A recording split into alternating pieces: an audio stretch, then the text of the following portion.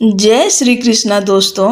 भगवान कृष्ण और राधा रानी अपनी कृपा अपना आशीर्वाद आप सभी के ऊपर सदैव बनाए रखें। आज हम सब वैशाख महात्म्य के 14वें अध्याय का श्रवण करेंगे। अगर आप सब इसके पहले की कथाएं नहीं सुने हैं तो जरूर सुन लीजिए और आप सभी भक्तों का आज की कथा में हार्दिक स्वागत है। श्रुतदेव ने कहा, जो मनुष्य वैशाख मास में मेष राशि में सूर्य के रहते हुए प्रातः काल स्नान करके मधुसूदन की पूजा करता है और इस हरि कथा को सुनता है, वह समस्त पापों से मुक्त होकर भगवान विष्णु के परम धाम को प्राप्त होता है।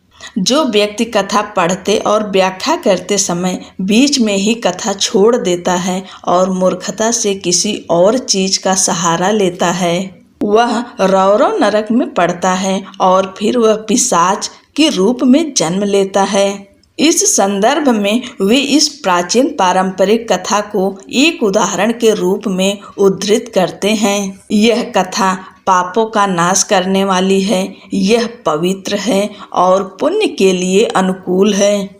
यह एक प्राचीन कथा है जिसका तुरंत सम्मान किया जाना चाहिए।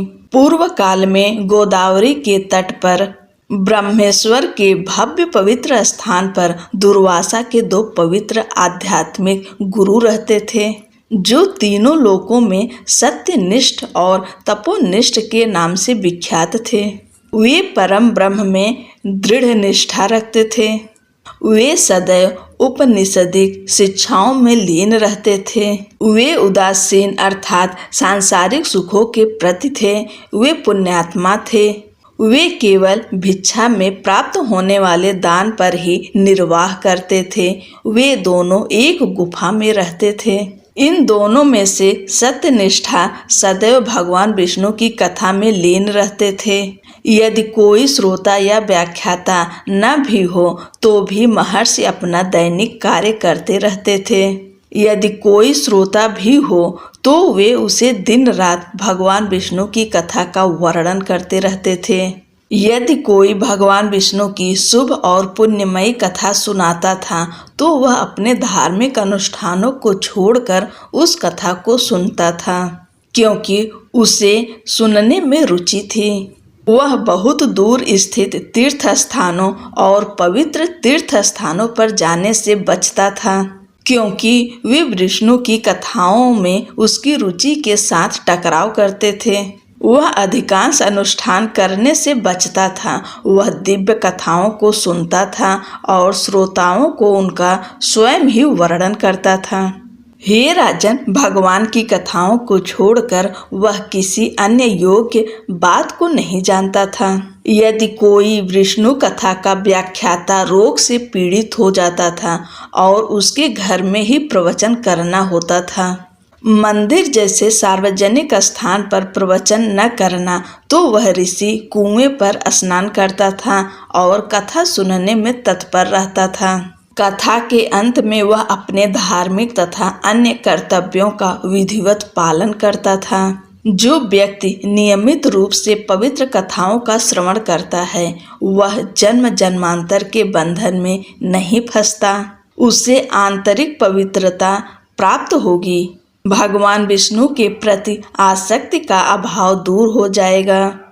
भगवान विष्णु के प्रति आसक्ति और साधु पुरुषों के साथ मैत्री उत्पन्न होगी। रजोगुण से रहित निर्गुण ब्रह्म तुरंत हृदय में स्थापित हो जाएगा।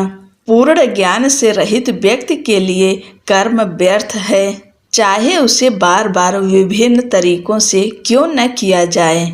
वह अंधे को दर्पण दिखाने के समान होगा।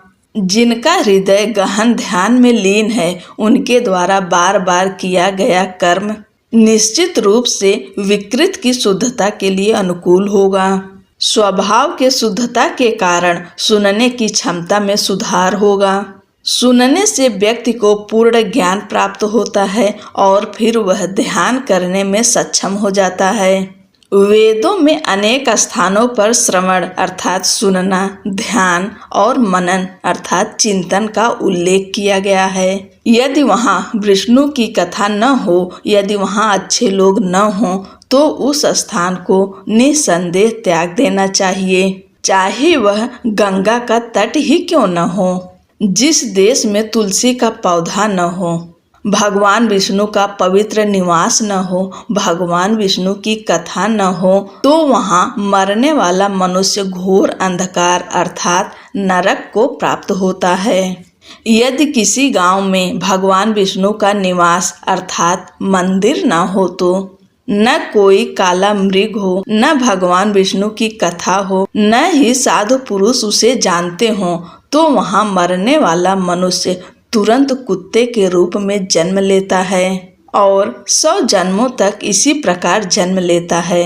ऋषि सत्यनिष्ठ ने उपनिषदों का गहन अध्ययन किया और उनमें निहित शिक्षाओं पर विचार किया और इस निर्णय पर पहुँचे, वे हमेशा भगवान विष्णु की कथाओं में आसक्त रहते थे। वे भगवान विष्णु की स्मृति में लीन रहते थे। वे इस श्रवण से श्रेष्ठ कुछ भी नहीं मानते थे। दूसरा तपोनिष्ठ अनुष्ठानों का सख्ती से पालन करता था। वह मूर्खता पूर्ण रूप से जिद्दी था। उससे न तो स्वयं विष्णु की अच्छी कहानियां सुनाई और न ही सुनी। जब कथा सुनाई जा रही थी तब भी उसने कथा छोड़ दी और तीर्थों में पवित्र स्नान के लिए निकल पड़ा। हे राजन, एक तीर्थ में भी जब कथा प्रारंभ होती थी तो वे चंचलता के कारण धार्मिक अनुष्ठान छूट जाने के भय से बहुत दूर चले जाते थे। उनके संपर्क में आने के बाद लोग अपने घरेलू कामों के लिए चले जाते थे। उनके पास विष्णु की कथाओं के श्रोता या व्याख्याता कोई नहीं थे, बल्कि केवल कर्म करने वाले लोग ही थे। उस दुष्ट बुद्धि दुराचारी ऋषि का समय इसी प्रकार व्यतीत हो गया। भगवान की कथा कभी उसकी जिह्वा या कान तक नहीं पहुंची।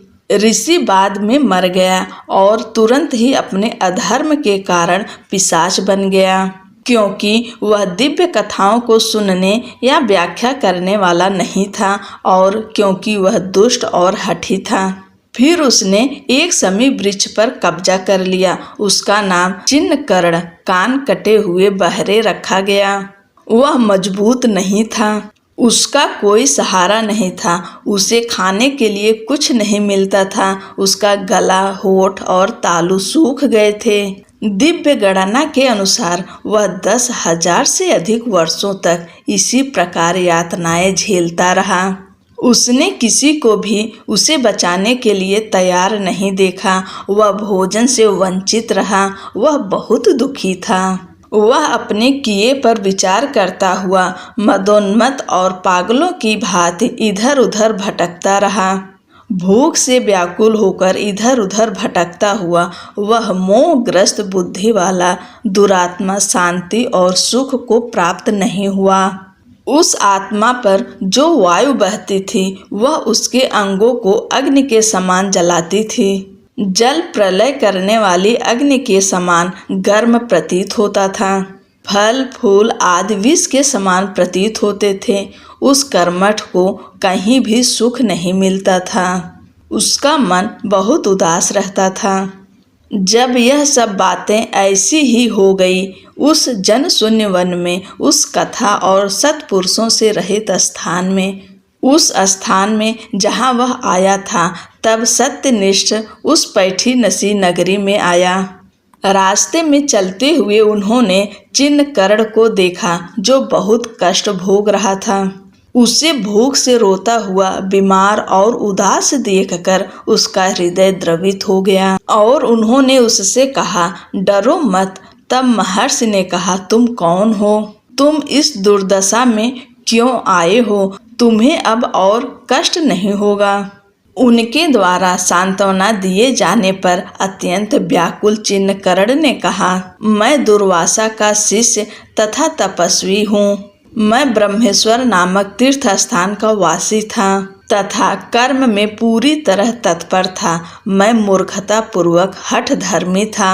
हे ऋषि, मैं मूर्खता के कारण अपने अनुष्ठान में बाधा पड़ने से डरता था। इसलिए हे ऋषि, सज्जनों द्वारा कही जा रही भगवान विष्णु की पुण्यमयी कथा का मुझ मूर्खता के कारण कोई आदर नहीं हुआ। कर्मों का नाश करने वाली कथा श्रोताओं को नहीं सुनाई गई। उन कर्मों के महान फल के कारण मेरी मृत्यु हुई। मैं पिशाच बना जिसका नाम चिन्हकर्ण है। मैं दुख के कारण व्याकुल तथा भ्रमित हूँ। मुझे कोई ऐसा उद्धारक नहीं मिल रहा है जो मुझे किसी प्रकार इस दुख से छुड़ा सके।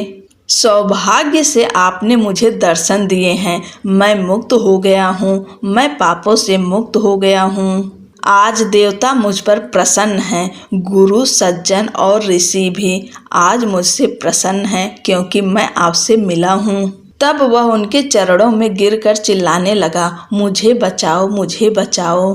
तब महान यशस्वी सत्यनिष्ठ को दया आ गई। महर्षि ने अपनी अत्यंत प्रसन्नता पूर्ण तथा आनंदमय भुजाओं से उसे उठाया। तब विधि पूर्वक जल पिलाया गया तथा वैशाख मास के महात्म्य को सुनकर जो उत्तम पुण्य उसे प्राप्त हुआ था वह उसे दे दिया गया। उस पुण्य के प्रभाव से उसका सारा अशुभ तुरंत नष्ट हो गया।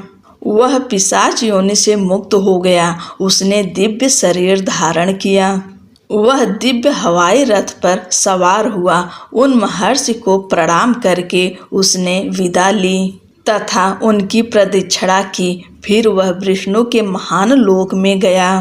तत्पश्चात बुद्धिमान सत्यनिष्ठा वैशाख महात्म्य सुनने की महत्ता के विषय में बार बार विचार करते हुए पैठी नसी नगरी में गए। श्रुतदेव ने कहा, जहाँ संसार के कल्मशों को दूर करने वाली भगवान विष्णु की पुण्यमयी कथा है, वहाँ नाना प्रकार के तीर्थ तथा तीर्थ विद्यमान हैं। जहाँ भगवान विष्णु की पुण्यमयी कथा रूपी पवित्र नदी बहती है, वहाँ रहने वाले मनुष्यों को मोक्ष की प्राप्ति हो जाती है। इसमें कोई संदेह नहीं है। बोलो लक्ष्मी नारायण की जय। भक्तों, आज की कथा यहीं पर समाप्त होती है। आगे की कथा अगले की वीडियो में हम सुनाएंगे। तब तक के लिए जय श्री कृष्ण, राधे राधे।